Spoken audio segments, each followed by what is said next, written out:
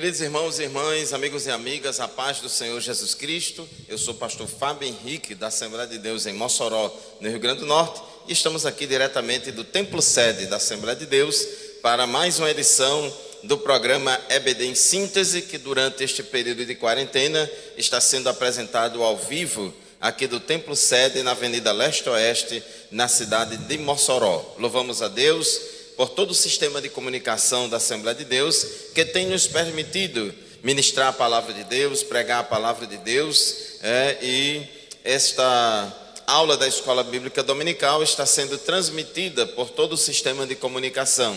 Rádio Libertadora, FM 96.3, TV AD, canal 23.3 ou canal 8 na TCM, e também pelas redes sociais e mídias sociais da Assembleia de Deus. Louvamos a Deus por todas as coisas. Queremos também dar graças a Deus pela vida dos irmãos, das irmãs, por todos que nos acompanham todos os domingos na Escola Bíblica Dominical. Que Deus continue abençoando nossos superintendentes, professores de escola dominical, dirigentes de congregação, e queremos avisar aqui aos irmãos que muito em breve, a partir do primeiro domingo de outubro, daqui a 2 semanas, nós estaremos com Escola Bíblica Dominical presencial em todas as nossas congregações. Então, todas as 230 congregações da Assembleia de Deus em Mossoró, a partir do primeiro domingo de outubro, vai funcionar no domingo de manhã a Escola Bíblica Dominical em classe única, mantendo o distanciamento social, as regras de higienização, etc., que já estamos adotando nos cultos desde o período de agosto, desde o mês passado, e louvamos a Deus porque Deus tem nos abençoado até aqui. Meus irmãos, vamos orar a Deus para dar início à meditação na palavra do Senhor nesta manhã.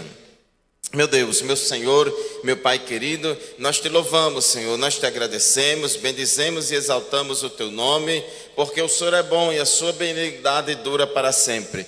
Muito obrigado, Senhor, por esta oportunidade nesta manhã, de aqui estarmos pregando a tua palavra, através desses canais de comunicação. A tua palavra corre velozmente e alcança os corações mais distantes. Meu Senhor, meu Deus, meu Pai, abençoe, Deus, e ajude, meu Pai, todos os ouvintes da Rádio Libertadora, telespectadores da TV AD, todos os internautas que estão nos acompanhando neste momento. Nos dê entendimento e compreensão da tua palavra e abençoe a todos nós. É o que te pedimos e desde já te agradecemos, em nome de Jesus. Amém. Glória a Deus. Amados irmãos, hoje nós vamos estudar a lição de número 12. Lição de número 12 deste trimestre, 20 de setembro de 2020, Dia Nacional da Escola Bíblica Dominical. Queremos aqui cumprimentar todos os alunos da Escola Bíblica Dominical, todos os professores e superintendentes, todas as pessoas que fazem a Escola Bíblica Dominical na nossa igreja, tanto os irmãos e irmãs do departamento infantil, de adolescente, de jovens, adultos, todas as classes de escola dominical. E quero também nesta oportunidade, além de parabenizar vocês pelo trabalho que têm realizado, queremos estimular vocês a retomarem as atividades da escola dominical presencial nas congregações. Em todas as congregações, a partir do primeiro domingo de outubro, devemos funcionar em classe única. E aqui eu já quero aproveitar a oportunidade para apresentar para vocês a nova revista da Escola Bíblica Dominical. As revistas novas, elas já chegaram, já estão disponíveis aqui na livraria missionária com o pastor Hermínio, e você pode já adquirir a sua revista.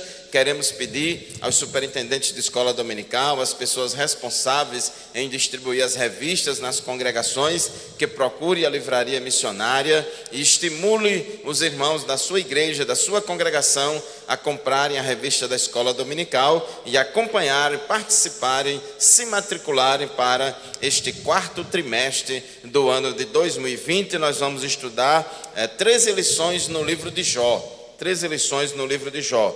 A fragilidade humana e a soberania divina, o sofrimento e a restauração de Jó. São temas muito importantes, muito interessantes, que nós vamos estudar sobre o sofrimento, sobre luta, sobre provação e o cuidado e o agir de Deus diante dessa situação. Então, fica aí o convite, e queremos também aqui convocar todos os professores da escola dominical e todos os superintendentes da escola dominical para uma reunião amanhã à noite, uma reunião via Google Meet, no ambiente virtual do Google Meet.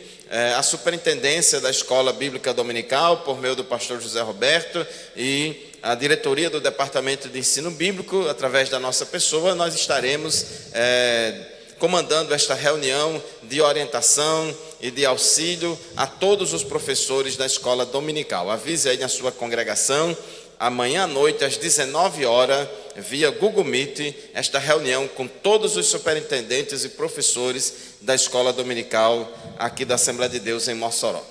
Muito bem, meus irmãos, vamos entrar no assunto da nossa lição de hoje, lição de número 12, de 20 de setembro de 2020, penúltima lição deste trimestre, tem como título: Esdras e Neemias combatem o casamento misto.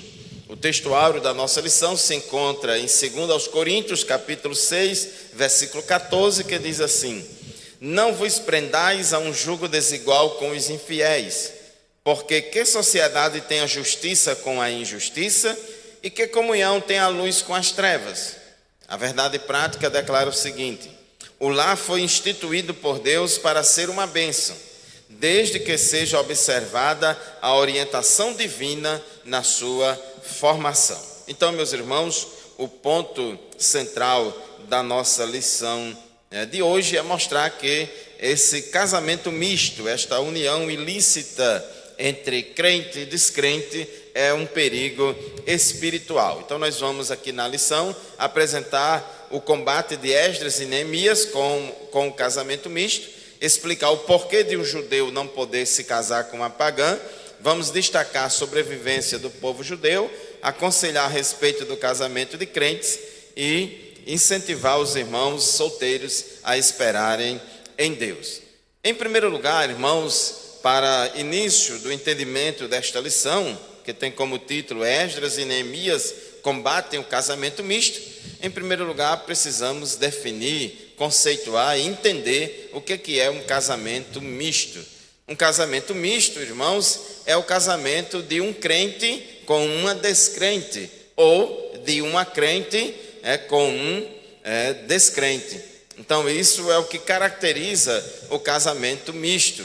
No Antigo Testamento, havia casamento misto quando um homem do povo de Deus, que fazia parte da aliança do Antigo Testamento, seja descendente de Abraão ou não, embora quase todos eram descendentes de Abraão, casava-se com uma mulher incrédula, com uma mulher que não tinha se convertido a Jeová. Ou, no caso também de uma mulher judia se casar com um homem pagão, que era raro, nós não temos relato disso na Bíblia. O mais comum era acontecer esse tipo de pecado praticado por homens de Israel que casavam com mulheres incrédulas. E no Novo Testamento, à luz da nova aliança, um casamento misto é quando um rapaz crente ou uma moça crente se casa com uma moça descrente ou um rapaz descrente. Então isso configura o casamento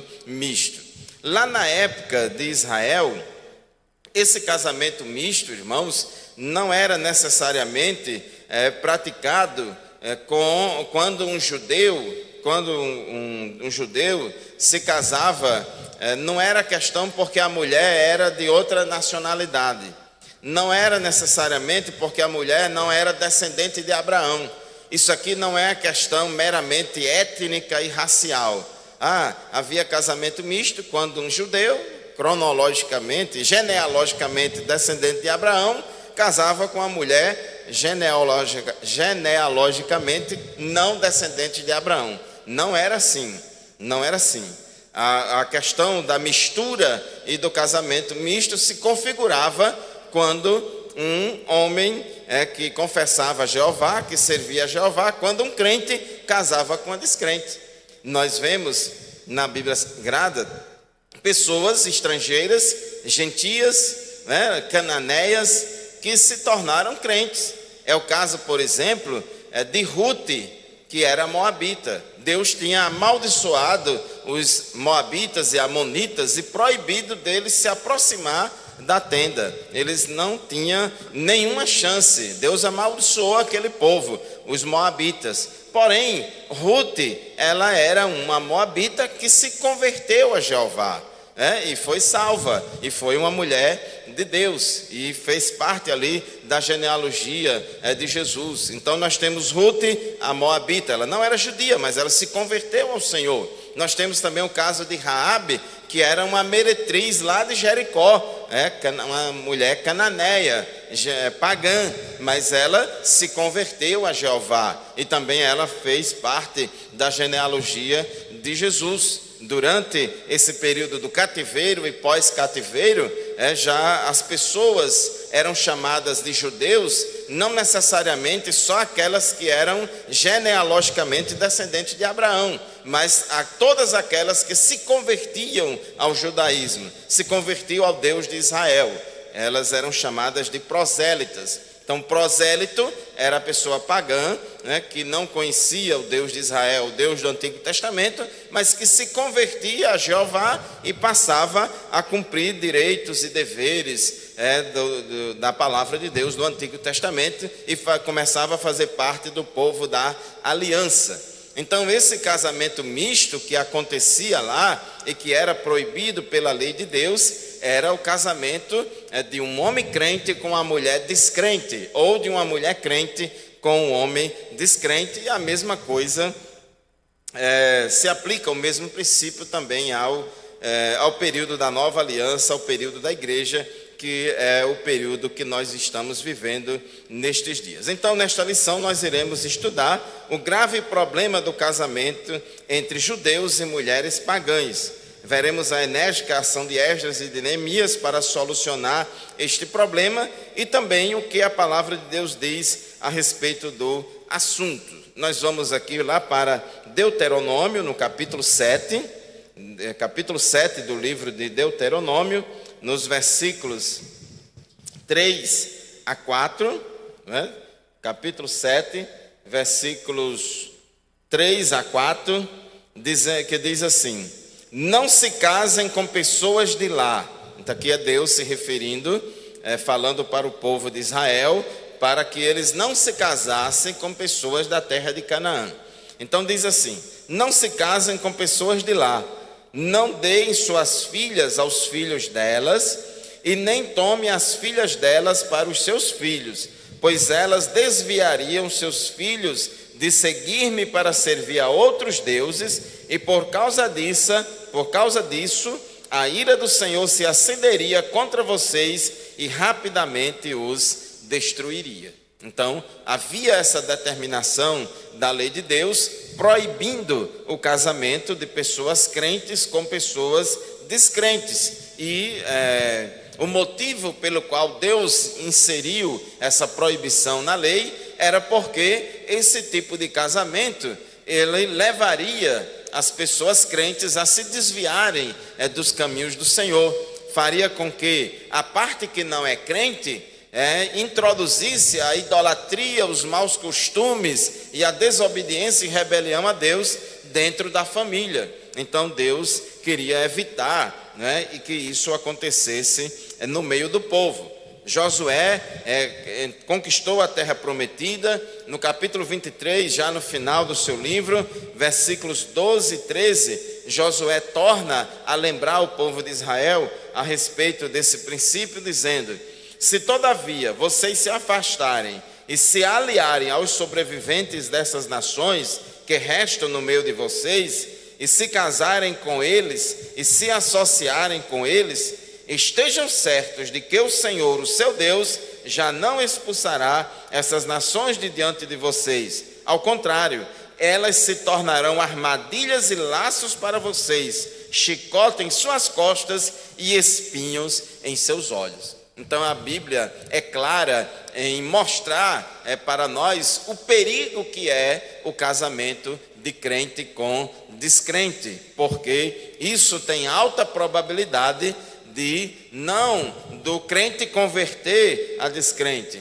mas tem alta probabilidade da parte descrente esfriar a fé do crente e fazer com que o crente e os seus descendentes se tornem mundanos, pagãos e desobedientes a Deus. Então isso é fundamental. Então havia essa proibição muito clara na lei de Deus, proibindo o casamento de crente com descrente. E aí, meus irmãos, nós vemos que Deus trouxe de volta o seu povo do cativeiro babilônico lá para a terra de Israel, lá para Jerusalém, e o povo chegou lá, cerca de 50 mil judeus vieram na primeira leva junto com Zorobabel, que era o governador, e Josué, o sumo sacerdote. Ali eles começaram a reconstrução do templo, passou vários anos, o templo foi reconstruído e depois Deus permitiu que Esdras, juntamente com toda uma equipe, retornassem para Jerusalém, para ali organizar o trabalho do Senhor. Porque, irmãos, a obra de Deus não é feita só de templo, não é feita só de construção. Deus tinha permitido, Deus abriu as portas, Deus usou os profetas Ageu e Zacarias para estimular o povo a reconstruírem o templo. É importante, não é que o templo não tenha importância. Nós também não queremos radicalizar e dizer que o templo não tem importância nenhuma, porque isso não é bíblico. O templo tem sim importância, mas só existir o templo, isso não é suficiente. Só o templo não é tudo. Então Deus mandou que Esdras, juntamente com toda a sua equipe de escribas, de conhecedores da lei, de professores da palavra de Deus, eles voltassem para Jerusalém, para ali ensinar o povo na palavra de Deus, para ali organizar todo o funcionamento do culto, do serviço religioso, da obra de Deus. E quando Esdras chega lá em Jerusalém para colocar as coisas em ordem, para poder funcionar tudo direitinho, com 4 meses que estava lá, Esdras recebe uma denúncia de que havia um pecado grave no meio do povo, e não somente no meio do povão, mas principalmente no meio da liderança. Então a própria liderança lá de Israel estava, uma parte delas, não era toda, não era a maioria, cerca de 25% da liderança ali de Israel estava em pecado de casamento misto, porque aqueles homens tomaram mulheres pagãs dentre os gentios ali da terra para casarem. Então diz aqui Esdras capítulo 9, a nossa lição é baseada no capítulo 9 de Esdras, e no capítulo 10, diz assim: depois que foram feitas essas coisas, os líderes vieram dizer-me, isso aqui é Esdras relatando.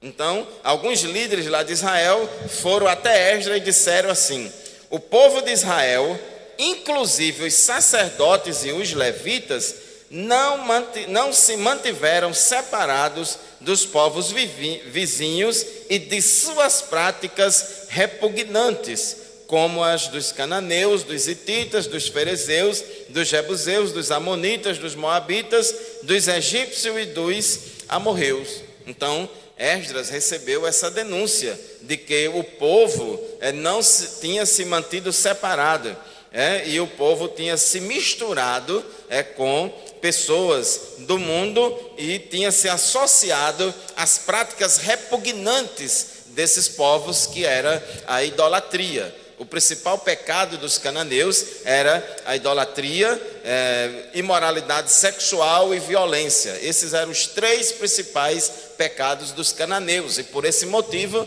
Deus expulsou os cananeus da terra para dar aos descendentes de Abraão. Então era idolatria, imoralidades sexuais e violência. E há essa denúncia chega ao conhecimento de Esdras, inclusive dizendo assim, versículo 2, Esdras capítulo 9, versículo 2: eles e seus filhos se casaram com mulheres daqueles povos, e com eles misturaram a descendência santa, e os líderes e os oficiais estão à frente nesta atitude infiel. E aqui mostra, irmãos, se a liderança é firme, se a liderança é fiel ao Senhor, ela tem bom exemplo para dar ao povo. Mas se a liderança for infiel, se a liderança estiver desviada, o povo também vai ser desviado. E aqui há uma constatação prática que todo mundo sabe. É mais fácil o povo seguir os maus exemplos do que seguir os bons exemplos. Muitas vezes a liderança é fiel, a liderança anda nos caminhos do Senhor, faz tudo direitinho, mas ainda tem muita gente do povo que faz errado, por causa da rebelião, da desobediência, não quer seguir o que diz a palavra de Deus. Mas, irmãos, quando a liderança é infiel, quando a liderança dá mau exemplo, aí o povo tem muito mais facilidade para copiar os maus exemplos. Então foi o que estava acontecendo, porque muitos sacerdotes, muitos líderes e muitos oficiais do povo estavam também cometendo esse tipo de pecado de casamento misto. Então eles disseram a Esdras o que estava acontecendo, e no capítulo 9, versículo 3, irmãos, nós temos aqui a reação de Esdras a esse tipo de problema. Porque o homem de Deus, que vive em comunhão com Deus, ele sofre, irmãos, quando ele vê a igreja pecar. Ele sofre quando vê o povo de Deus seguir por um caminho que não é da vontade de Deus. Ele sofre, pelo povo. Então diz Esdras 9:3: quando ouvi isso, rasguei a minha túnica e o meu manto, arranquei os cabelos da cabeça e da barba e me sentei estarrecido. Essa foi a reação de Esdras. Esse costume, rasgar a túnica e o manto, arrancar o cabelo da cabeça e da barba, essa situação, esse tipo de atitude era comum quando as pessoas estavam de luto, de tristeza, de luto por alguma coisa, pela morte de alguém. Então, a reação de Esdras foi a mesma. Ele teve essa reação e se sentou estarrecido, de boca aberta, perplexo com o que estava acontecendo, porque, irmãos, esse tipo de pecado jamais se esperava que fosse praticado pelo povo de Deus. Então todos os que tremiam diante das palavras de Deus de Israel reuniram-se ao meu redor por causa da infidelidade dos exilados, e eu fiquei sentado ali, estarrecido até o sacrifício da tarde. É interessante que diz o texto que todos os que tremiam diante das palavras do Deus de Israel. Irmãos, é muito bom quando o crente e a igreja treme diante da exposição da palavra de Deus. É muito bom quando o crente e a igreja têm temor da palavra de Deus. Mas infelizmente, irmãos, tem muitos crentes, de tanto desobedecerem a Deus, de tanto se rebelarem em não querer cumprir a vontade do Senhor, que a sua consciência está morta, a sua consciência está cauterizada, ficou insensível. Se fala a palavra de Deus, se prega a palavra de Deus, se ensina a palavra de Deus, e aquilo ali, não toca no coração dele, porque ele ficou insensível, a consciência dele está morta, está cauterizada, não reage, aos reflexos, não tem mais reflexo, é como que estivesse numa espécie de morte cerebral, está ali, só com cara de que está vivo, mas está morto. Então, os que tremiam a palavra de Deus, eles procuraram a Esdras e tiveram esse mesmo sentimento, se uniram a Esdras nesse mesmo sentimento, nessa mesma tristeza. Então, versículo 5: então, na hora do sacrifício da tarde, eu saí do meu abatimento, com a túnica e o manto rasgados, e caí de joelhos com as mãos estendidas para o Senhor, o meu Deus, e orei. O aqui interessante, irmãos, é que Esdras, ele não ficou só no sentimento, ele não ficou só na famosa frase que diz: eu sinto muito. Infelizmente tem muita coisa desmantelada no meio do povo de Deus. Infelizmente tem muita gente fazendo as coisas erradas. E aí a pessoa não faz nada, fica só falando mal, apontando o dedo e não faz nada para ajudar a melhorar aquela situação. Então Esdras, depois de todo esse período, esse choque, esse estarrecimento do que estava acontecendo, então ele foi orar a Deus. Ele foi orar ao Senhor, né? E a oração de Esdras, irmãos, não foi lá de chegar e dizer que aquilo era coisa do diabo e que tinha que repreender, e vamos repreender o demônio do casamento misto, e vamos repreender o demônio que é contra as famílias, e vamos repreender isso, repreender aquilo outro. Meu irmão, tenhamos cuidado. A Bíblia é muito clara em falar de batalha espiritual, de falar da ação dos demônios, sobre todas as áreas da vida. E temos que orar e repreendê-los em nome de Jesus. Mas tem coisa, irmãos, que não é demônio não. Tem coisa que a responsabilidade é nossa. Então, Esdras não ficou lá, repreendo isso, repreendo aquilo, eu decreto isso, eu decreto aquilo. Não, Esdras orou a Deus uma oração de arrependimento, uma oração de confissão de pecados, de choro. E aí você vê, do versículo 10 até o final do capítulo 9, a oração de arrependimento de Esdras, confessando os pecados do povo. Ele se colocou, Esdras não estava em pecado. Ele estava ali confessando os pecados do povo, estava orando a Deus como que um sacerdote, intercedendo em favor do povo. Então, irmãos, esta foi a atitude do homem de Deus, é de se lamentar, é de chorar, é de se arrepender diante do Senhor pelos pecados do povo. E isso serve de exemplo para nós, irmãos. Devemos parar com esse costume de achar que o problema sempre está no outro. A culpa é da igreja, a culpa é do pastor, a culpa é do departamento da família, a culpa é da administração da igreja, a culpa é do diabo, a culpa é dos demônios, a culpa é do sistema, a culpa é da conjuntura. Não, de que se queixa o homem? Ele queixa-se dos seus próprios pecados, né? Antes de amarrar Satanás, amarre a você mesmo.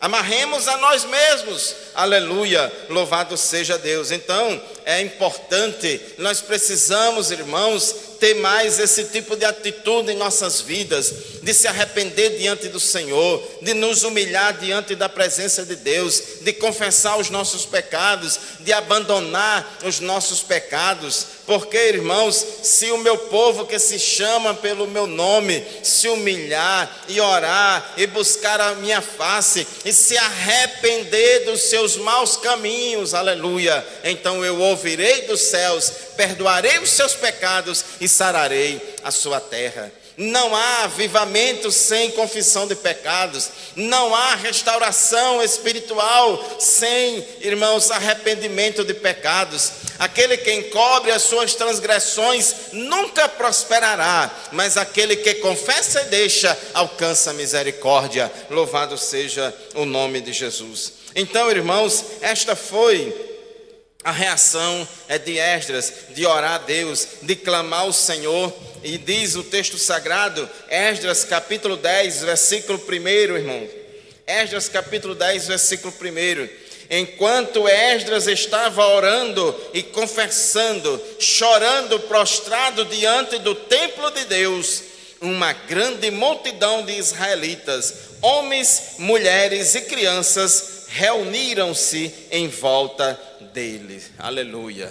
Meus irmãos, é Deus quem faz a obra, é Deus quem toca nos corações, é Deus que faz as pessoas entenderem que elas estão erradas, é Deus quem convence o homem do pecado, da justiça e do juízo. O pastor, o líder da igreja, ele precisa pregar a palavra de Deus, ele precisa expor a lei do Senhor, ele precisa falar a verdade, ele precisa orar pelo povo, ele precisa orar pela igreja, e Deus é quem vai fazer a obra. Glórias ao nome de Jesus. Porque, irmãos, pastor não se arrepende por ovelha. Ninguém vai se converter no lugar de ninguém. A gente ora, a gente clama, a gente pede, né? Mas, irmãos, Deus é quem vai fazer a obra no coração do povo. E diz o texto sagrado: eles também choravam amargamente.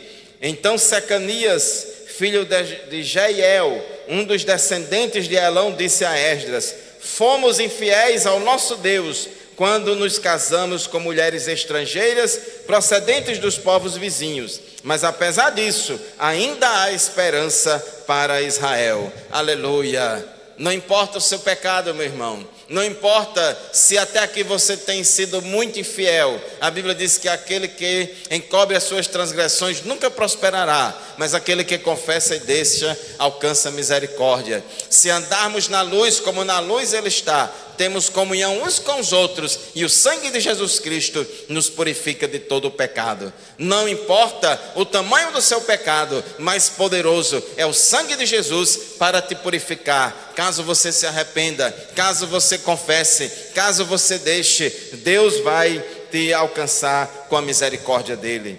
E disse o versículo 3, capítulo 10, versículo 3: façamos agora um acordo diante do nosso Deus e mandemos de volta todas essas mulheres e seus filhos, segundo o conselho do meu Senhor e daqueles que tremem diante dos mandamentos de nosso Deus, que isso seja feito em conformidade com a lei. É voltar para os trilhos, é voltar para os fundamentos da palavra de Deus. E assim, irmãos, eles fizeram, e assim as coisas aconteceram. Porque não adianta somente chorar, não adianta somente se arrepender, né? Não adianta apenas uma confissão de boca, mas, irmãos, se isso não vier acompanhado de uma mudança de atitude. O principal sinal de que houve arrependimento, o principal sinal que houve restauração é quando a pessoa deixa, é quando a pessoa abandona os seus pecados, abandona as suas práticas, abandona os seus vícios. E ali o povo disse que ia, se consertar, que ia consertar aquela besteira que eles fizeram, e ali foi tirada uma comissão para poder fazer uma avaliação, uma contagem e identificar dentro de Israel quais eram os casamentos mistos que estavam acontecendo. E ali eles identificaram um pouco mais de 100 pessoas com esse tipo de casamento misto, e ali eles resolveram, e foi determinado em comum acordo com todo o povo, que eles iam despedir essas mulheres pagãs, essas mulheres estrangeiras. Repito, o problema aqui do casamento misto não era exatamente porque essas mulheres eram de outras nações. O problema não é porque elas não eram descendentes de Abraão. Não era isso. O problema é porque elas não eram crentes. O problema é que elas não eram convertidas a Jeová. O problema é que elas não confessavam a Jeová. Pelo contrário, elas praticavam todos os pecados, todas as abominações e idolatrias dos cananeus. Então, crente foi casar com descrente. Glórias ao nome de Jesus. Infelizmente, irmãos, esse avivamento, infelizmente, essa atitude não durou muito tempo. Depois de alguns anos, os judeus tornaram a cair no mesmo pecado. Lá em Neemias, no capítulo 13 de Neemias, versículos 23 a 27, mostra que alguns anos depois desse concerto, o povo voltou a cometer os mesmos pecados. E Neemias, irmãos, ele reagiu de uma forma bastante enérgica contra o povo de Israel, principalmente contra a liderança, que estava caindo no mesmo pecado, recorrente, estava na mesma coisa. Então diz, Neemias capítulo 10, capítulo 13, versículos 23 a 26. Além disso, naqueles dias, nesses dias aqui que Neemias está se referindo, foram vários anos após esse problema lá de Esdras, no capítulo 9. Então diz assim, naqueles dias vi alguns judeus que haviam se casado com mulheres de Asdode, de Amon e de Moabe. A metade dos seus filhos falavam a língua de Asdode ou a língua de um dos outros povos, e não sabiam falar a língua de Judá. Observe aí, irmãos, que isso já tinha afetado a vida espiritual da meninada, dos descendentes, dos filhos.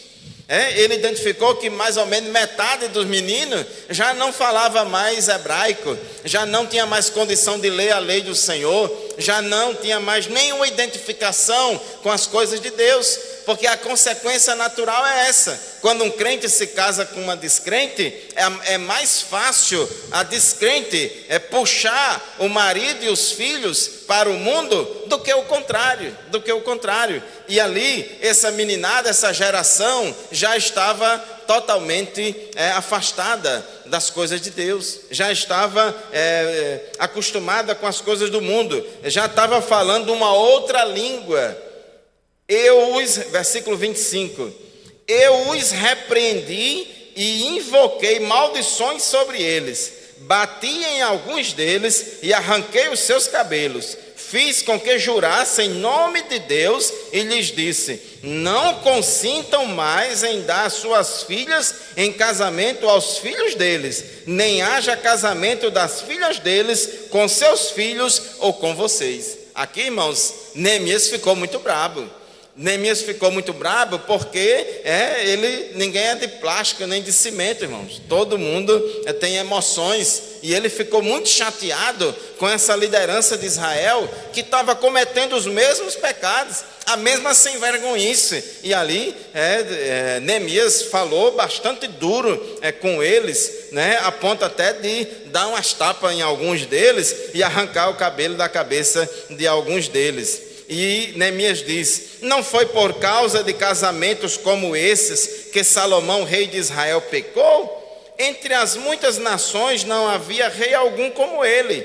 Ele era amado por seu Deus, e Deus o fez rei sobre todo Israel. Mas até mesmo ele foi induzido ao pecado por mulheres estrangeiras. E aí ele mostra o exemplo histórico aqui de Salomão. Salomão era uma bênção, amado de Deus, foi grandemente usado por Deus. Mas depois, irmãos, com o passar do tempo, aí Salomão começou a fazer besteira. E a Bíblia é muito clara lá no livro dos Reis, em mostrar, e também aqui, em mostrar que o pecado de Salomão foi porque ele seguiu as idolatrias das suas esposas estrangeiras, que nunca se converteram, das suas esposas descrentes.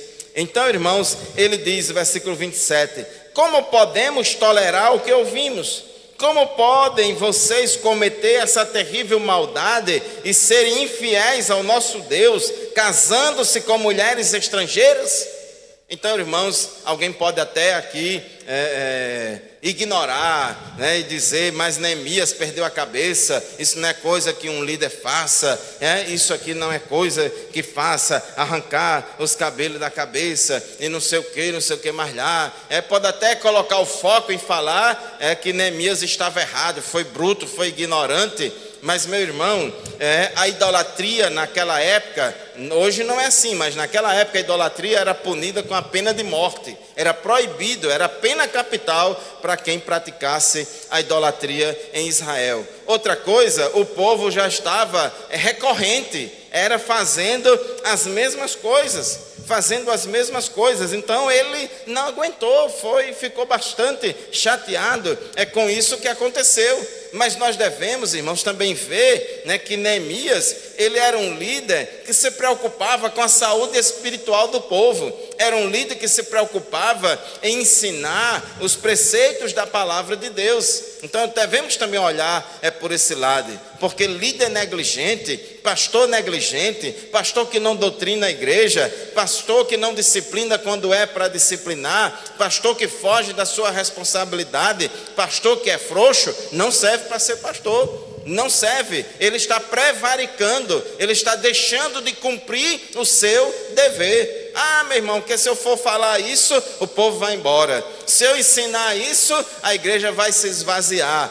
Se eu falar isso, aí o povo não vai gostar mais de mim. Mas o pastor, ele tem compromisso com Deus em primeiro lugar. Louvado seja o nome de Jesus. Então, meu irmão, esta lição, ela é muito importante para nós. Então, os judeus, eles não deveriam contrair casamentos com pessoas descrentes. Então a Bíblia traz o exemplo de Salomão, diz que as mulheres estrangeiras de Salomão, as mulheres incrédulas de Salomão, perverteu o coração de Salomão para que Salomão também praticasse a idolatria. É triste, irmãos, a gente vê o livro de Provérbios, os Provérbios de Salomão, quanta coisa bonita, tanta coisa maravilhosa que Salomão escreveu, que Salomão fez. Salomão é autor de Provérbios, de Eclesiastes e de Cantares de Salomão, construiu o templo, fez uma oração poderosa, caiu fogo do céu ali no templo,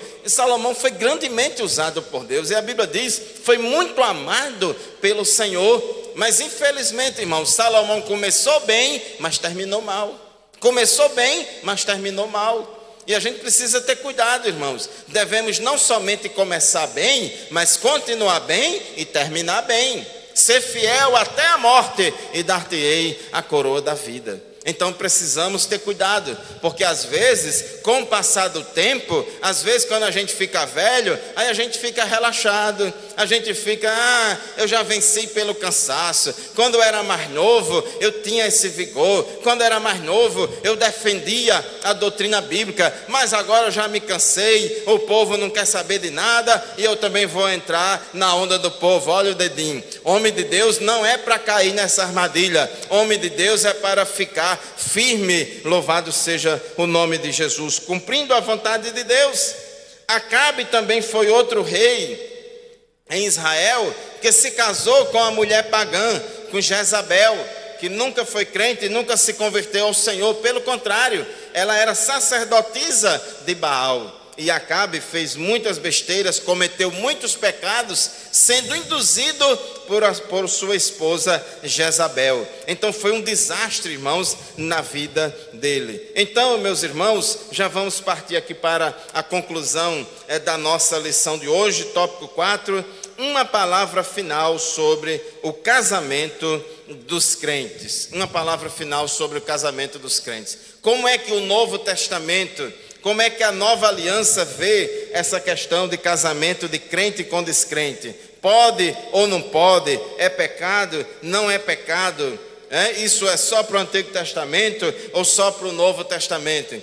Meu irmão, os princípios da palavra de Deus, eles são válidos tanto para o Antigo quanto para o Novo Testamento. Do mesmo jeito que no Antigo Testamento, as mulheres descrentes, ou seja, o cônjuge descrente, tinha um potencial muito grande de fazer o seu cônjuge e seus filhos se desviar para o mundo, a mesma coisa também pode acontecer hoje. O mesmo problema também pode acontecer hoje. O mesmo risco existe hoje e ele é real.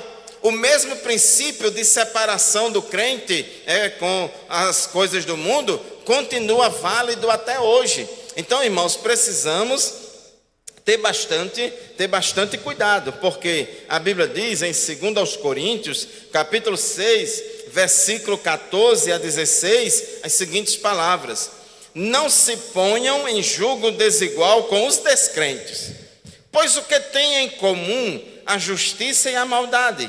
Ou que comunhão pode ter a luz com as trevas? Que harmonia entre Cristo e Belial? Que há de comum entre o crente e o descrente? Que acordo há entre o templo de Deus e os ídolos? Pois somos santuário do Deus vivo, louvado seja Deus. Então, irmãos, a Bíblia é muito clara em mostrar que crente é diferente de descrente. A vida do crente é diferente. Você, quando não era crente, você vivia orientado e governado pelo velho homem, pela velha natureza. Mas depois que você aceitou a Cristo, você passou a ser a nova criatura. As coisas velhas já passaram e eis que agora tudo se fez novo. Então é totalmente diferente. Então os gostos, o querer, o andar, o linguajar, o falar do crente é diferente do descrente. É um castigo muito grande, um sofrimento muito grande, tanto para o cônjuge crente, como também para o cônjuge descrente. Uma relação dessa, um casamento desse, não vai dar certo, vai ter muito problema, porque tanto o crente vai viver triste, como também o descrente vai viver triste. Vai ter problema de ambos os lados, é ruim para todos dois. Então, meu irmão, minha irmã, você que é solteiro, você que é solteira, tenha cuidado, espere em Deus, aguarde no Senhor, não se precipite. Não se precipite. Dentro do povo de Deus, entre os filhos e as filhas de Deus, Deus pode preparar um noivo, uma noiva para você. Não se desespere. Pastor, mas eu tenho medo de ficar no caritó. Porque até agora nenhum rapaz da igreja falou nada comigo e tal, e não sei o que, nunca namorei com ninguém. Mas lá no mundo, na minha classe, na escola, na rua, lá no mundo, tanta gente diz que eu sou bonita, tanta gente me elogia. Tenha cuidado, minha irmã, com o elogio do mundo, com o elogio de Satanás. Isso aí é uma armadilha para derrubar você na fé. Tenha cuidado, com determinados elogios. Tem pessoas que têm muita carência emocional, tem pessoas que têm uma autoestima lá embaixo. Aí o diabo se aproveita disso para poder querer desviar aquela pessoa dos caminhos do Senhor. Aí bota um Ricardão lá na rua para elogiar. Vixe, que mulher bonita, vixe, que moça cheirosa, esse rapaz é muito lindo. Aí o cabo fica todo bobão. Ninguém na igreja disse que eu era bonito. Eu achava que todo mundo dizia que eu era feio. Aí, meu irmão, tenha cuidado com esses elogios do mundo. Se espere em Deus, espere no Senhor, confie no Senhor, ore a Deus para Deus te orientar, porque Deus vai mandar uma noiva para você, Deus vai mandar um noivo para você. Deus é maravilhoso, Deus sabe das suas necessidades emocionais, Deus sabe das suas carências e Deus vai abrir as portas. Ore ao Senhor.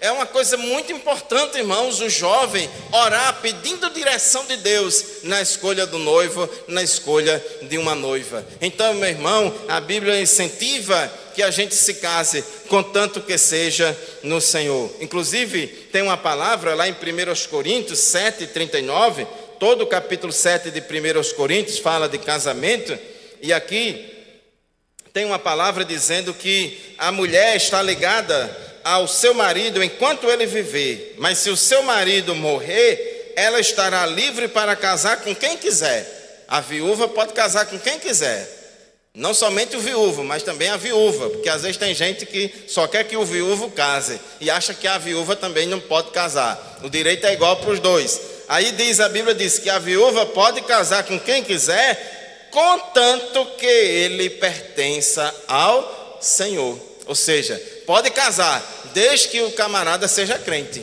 desde que o seu noivo, o seu pretendido seja crente. Casar com descrente não dá certo, não dá certo. Pastor, mas eu e minha esposa, nós não éramos crentes, contraímos casamento, formamos uma família e agora eu me converti a Deus, mas minha esposa não se converteu. Então eu devo deixar a minha esposa? Ou às vezes acontece da mulher descrente se converte ao Senhor e o marido não quer ser crente, o marido continua descrente. Ela deve deixar o marido porque o marido é descrente? Não, senhor. Não, senhor. É o que diz a palavra de Deus em 1 Coríntios 12, 7, 1 Coríntios capítulo 7, versículo 12 em diante. Aos outros eu mesmo digo isto, não o Senhor. Se um irmão tem mulher descrente e ela se dispõe a viver com ele, não se divorcie dela. E se uma mulher tem marido descrente e ele se dispõe a viver com ela, não se divorcie dele. Pois o marido descrente é santificado por meio da mulher, e a mulher descrente é santificada por meio do marido. Se assim não fosse, seus filhos seriam impuros, mas agora são santos. Todavia, se o descrente separasse, que se separe.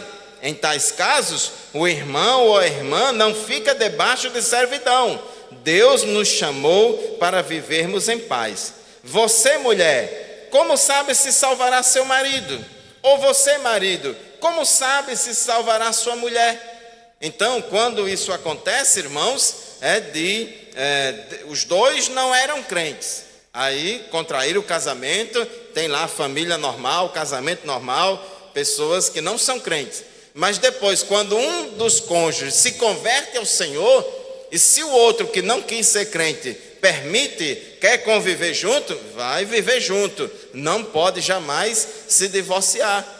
Mas, irmãos, às vezes acontece que a mulher descrente ou o marido descrente abandona o cônjuge crente, só porque a pessoa se converteu, aí às vezes abandona. E aí, se isso acontecer, diz aqui a palavra de Deus, em tais casos, o irmão ou a irmã não fica debaixo de servidão. Deus nos chamou para vivermos em paz. Aqui eu quero encerrar trazendo uma palavra para os irmãos, as irmãs que têm esposas ou esposos que não são crentes, cujos cônjuges não são crentes. Ore a Deus, busca o Senhor, evangelize ele, fale de Jesus para ele, dê bom testemunho. Não fique falando mal da igreja para o seu cônjuge. Não fique falando dos defeitos da igreja para o seu cônjuge. Ao invés de falar dos defeitos da igreja para o seu cônjuge, fale da perfeição de Deus. Fale de Jesus para ele. Fale a palavra de Deus para ele e você dê bom testemunho. Você que é esposa crente,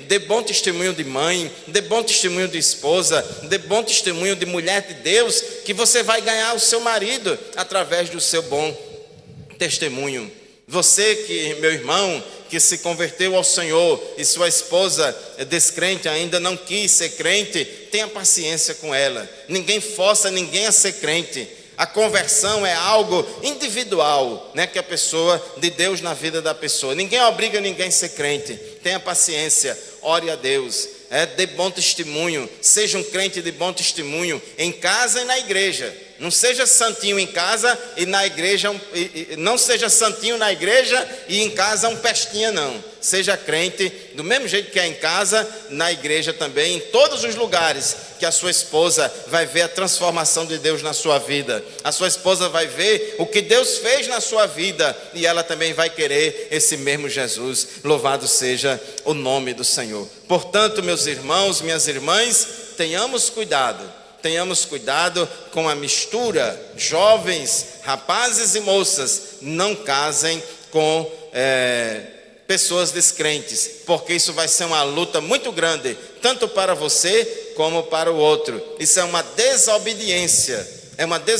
Você já conhece a verdade, você já conhece a palavra de Deus. Quando entra nesse caminho de desobediência, a bênção de Deus se afasta da sua vida. Você está debaixo de maldição, porque você está em desobediência. Muitas e muitas pessoas hoje, a gente conhece e ouve direto, testemunho de irmãs, testemunho de irmãos que estão sofrendo até hoje, pagando o preço da desobediência, porque lá atrás, na juventude, casou com uma moça descrente, ou casou com um rapaz descrente, e até hoje está pagando o preço. Então, vigiemos, tenhamos cuidado e obedeçamos a palavra de Deus. Obedecer é melhor do que sacrificar. Aleluia. Meus irmãos, vamos encerrar a nossa escola dominical de hoje, lembrando a todos os professores e superintendentes da escola dominical que amanhã, dia 21, às 19 horas, nós teremos uma reunião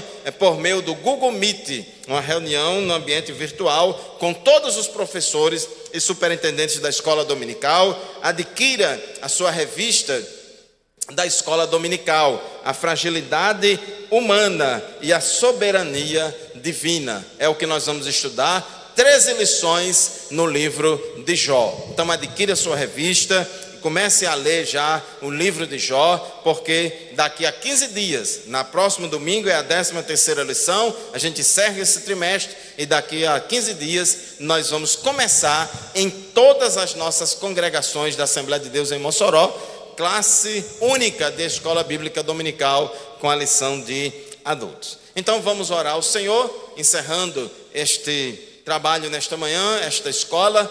Dizemos a vocês que já começa mais uma edição do Clamor. Não desligue o rádio, não desligue a Rádio Libertadora, não mude de canal, permaneça, porque tem mais bênçãos de Deus para a sua vida. Oremos ao Senhor.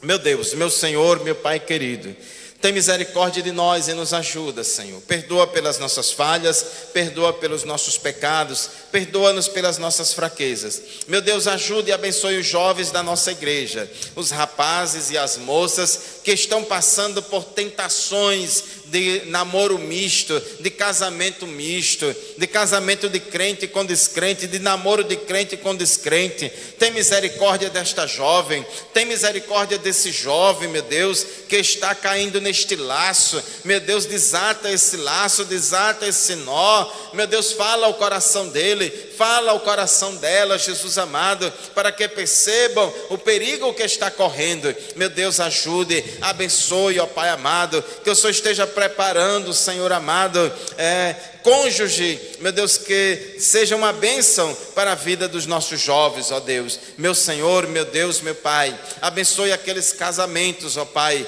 cujos irmãos ou irmãs têm cônjuges descrentes. Meu Deus, tem misericórdia, salva aquelas vidas, salva o cônjuge descrente, meu Deus, dê graça de sabedoria ao cônjuge crente, para saber lidar com essa situação, para evangelizar, para falar a Tua palavra. Meu Deus, meu Pai, restaura os casamentos, restaura as famílias. Meu Deus, opera poderosamente no meio das nossas famílias. Ajude e abençoe a cada um de nós o trabalho a seguir do clamor. Tem misericórdia e abençoe o Teu povo, a Tua igreja e todos os ouvintes e telespectadores do sistema de comunicação da Assembleia de Deus. É o que te pedimos e desde já te agradecemos, em nome de Jesus. Amém. Recebamos a bênção apostólica.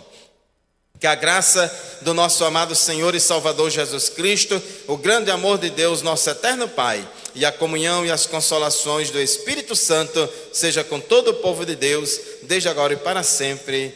Amém. A paz do Senhor, irmãos, até o próximo domingo. Queremos saudar aqui com a paz do Senhor sua família abençoada. Eu acho que é Nicolas está aí, está tudo de máscara, mas de longe eu conheci. Deus abençoe essa família abençoada, os demais irmãos aqui presentes. Irmã Dalva está ali também. Continue ligado no sistema de comunicação da igreja, que tem mais bênçãos para você.